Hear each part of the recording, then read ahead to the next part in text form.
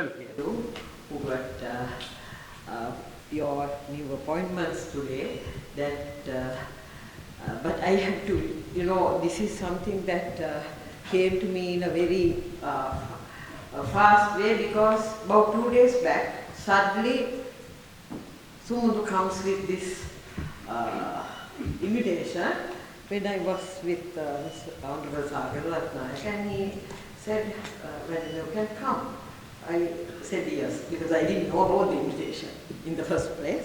And suddenly, because I am after eye surgery, so can't see, everything is blurred. After going home, I looked at it and my name is there. So I thought, if I don't make it today, it won't be good to the organization, and also as the General Secretary of the party, I have a duty by the young professionals to be here. So anyway, wish you all the good luck, and also we are in the process of getting reorganized, our party, also with affiliated organizations like this. So about young professionals, I don't have to tell you all how important you are in bringing up the party as the grand old United National Party. So I just don't want to make a speech here.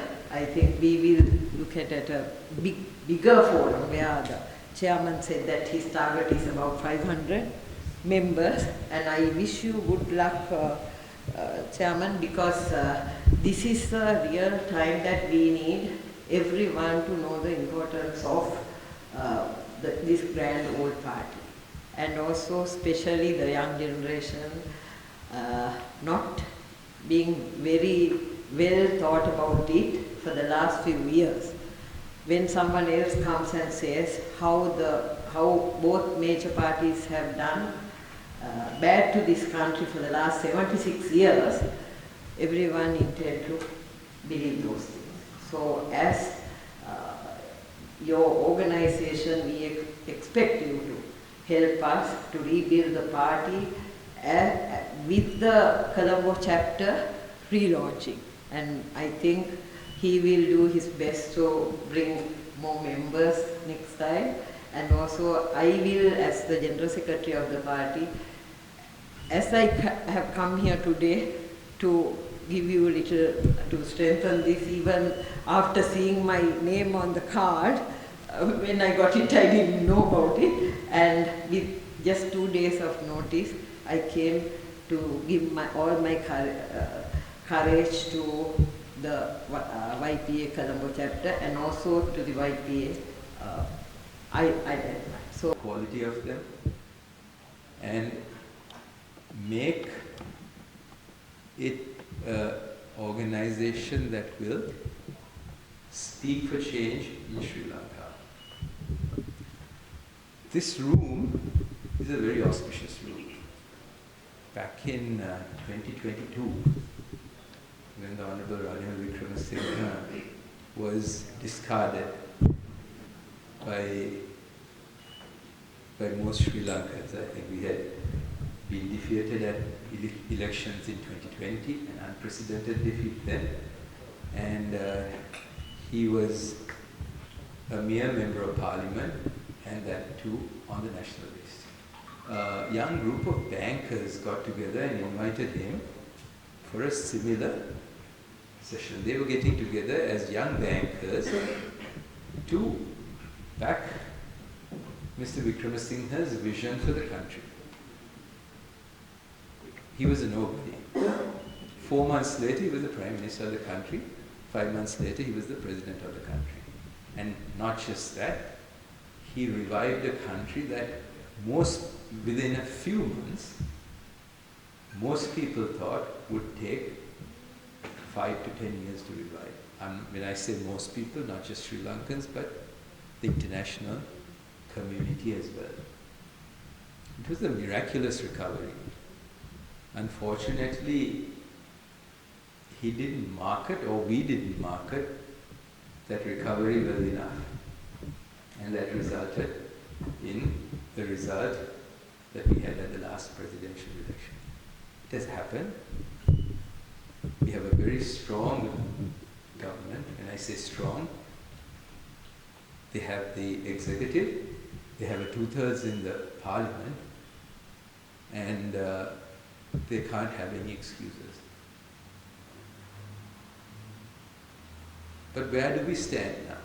I don't know what you want to hear from me, whether you want to hear about where we are heading in terms of political organization, or whether you want to hear about the economy, but I'll touch very briefly on both of them. If you talk about the economy right now, we made a miraculous recovery, but it was still a very fragile economy. We were within an IMF program. It was very tight, with various targets to meet. We had to stay within a plethora of parameters. It is not easy. And also we were bringing in rapid governance reforms along with the economic reforms. All of this was important for the future of the country, for the future of the youth who was going to benefit from this, not just economically, but to be able to live in a country that plays a fair game for everybody. Everybody works on an equal footing. And so now hands have changed, but the program is moving on. We recently had a budget. The important thing to note in the budget is that the deficit has gone to 6.5% versus the 5% it should be at. And when asked, how are you going to finance the additional deficit, they say international financing and local borrowing.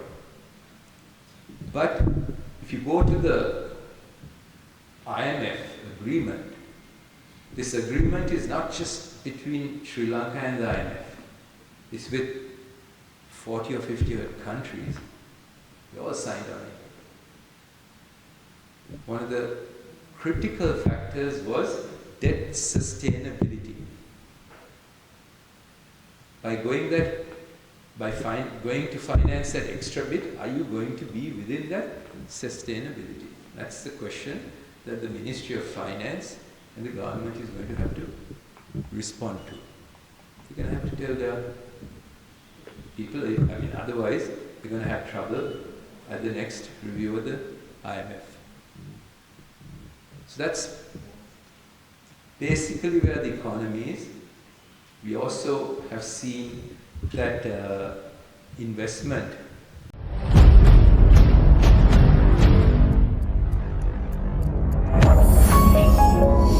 You're watching the Lifetraveler channel.